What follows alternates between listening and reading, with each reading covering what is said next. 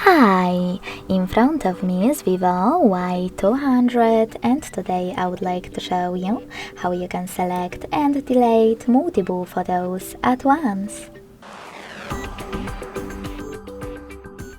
First of all, you need to access albums and hold one of your pictures that you wish to get rid of.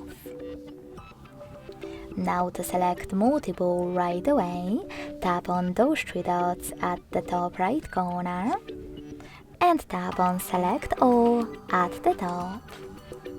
To exclude some of them, click on the chosen ones, and to delete the rest, use this pin at the top right corner.